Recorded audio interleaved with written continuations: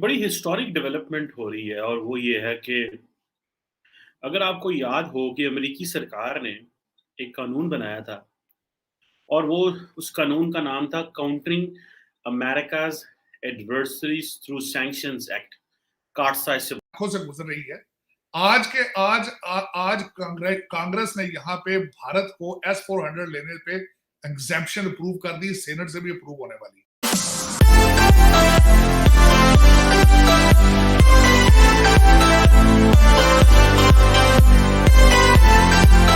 एक बड़ी historic development हो रही है और वो ये है कि अगर आपको याद हो कि अमेरिकी सरकार ने एक कानून बनाया था और वो उस कानून का नाम था countering America's adversaries through sanctions act CAATSA इससे बोलते थे।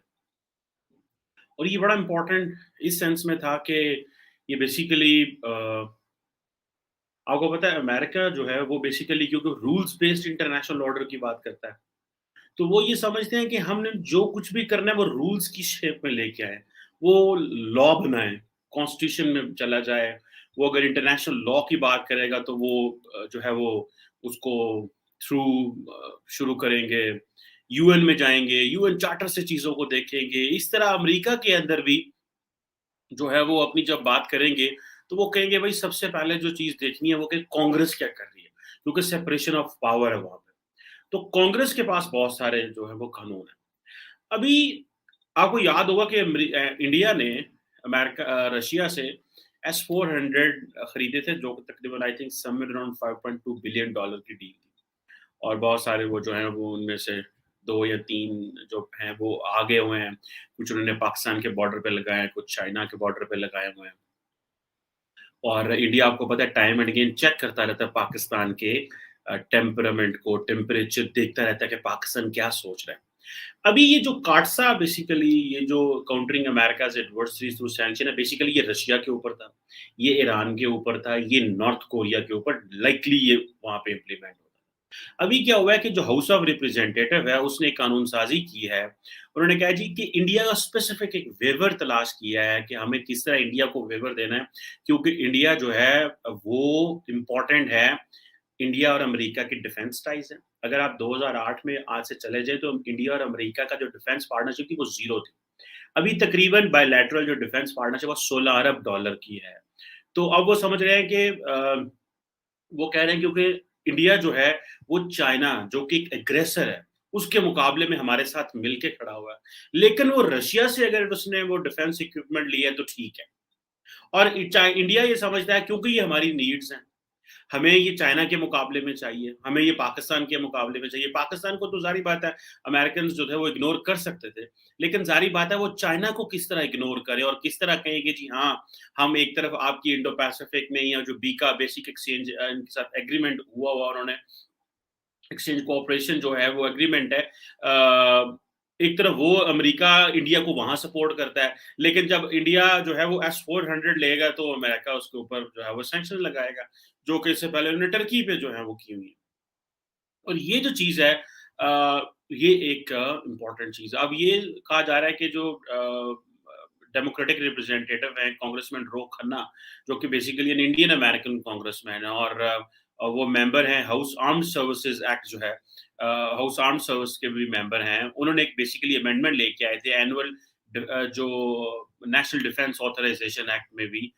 अब ये देखिए कि कितने बड़े पैमाने पे इंडिया ने ये इन्फ्लुएंस किया। ठीक है जी। कि अब वो अमेरिकन्स जो हैं, अमेरिकन में इससे पहले जब आप मैं secretary of state Antony Blinken को कांग्रेस में सुना, जहाँ पे उन्होंने आई थिंक सेनेट की एक फॉरेन अफेयर्स कमेटी के रिलेशंस कमेटी में भी थे और वो वहाँ पे इंडिया का जो रिलेशन है रशिया के साथ उसको जस्टिफाई कर रहे थे। इंडिया का जो रिलेशनशिप है हिस्टोरिकल न्यूट्रलिटी रही है और अमेरिका का इंडिया को अटेंशन ना देना उसको जस्टिफाई कर रहे थे अमेरिकी कांग्रेस में बैठ के। सो दैट इज हाउ कि जब आपको पार्टनर इतने इंपॉर्टेंट हो जाते हैं तो आप समझते हैं कि हमें इनको जस्टिफाई भी करना पड़े तो हम करेंगे। अब ये जो है वो कह रहे हैं कि अगर इंडिया अमेरिका जो इंडिया के साथ खड़ा नहीं होगा, चाइना एग्रेशन कर देता है तो फिर क्या होगा?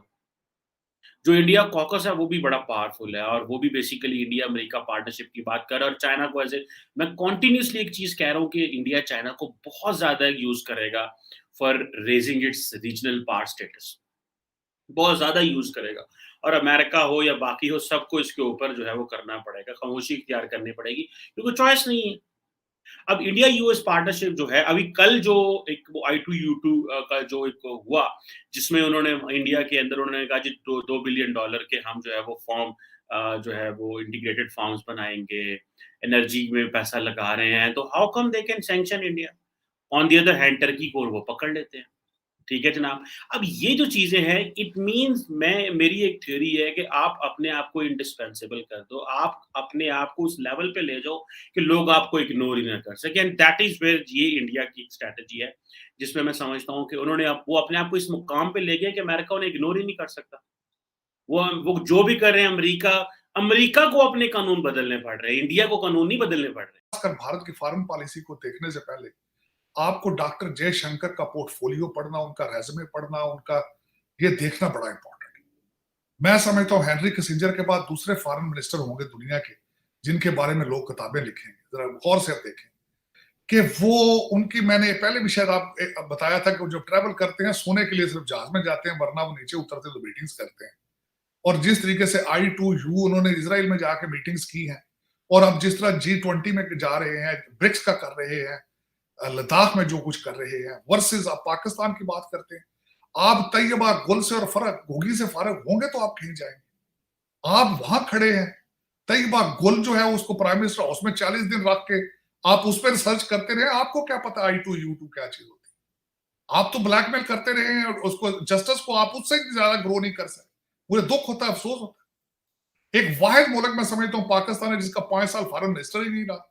एक वाहिद पाकिस्तान है जिसका फॉरेन मिनिस्टर मुल्तान से आगे ग्रो ही नहीं कर सका।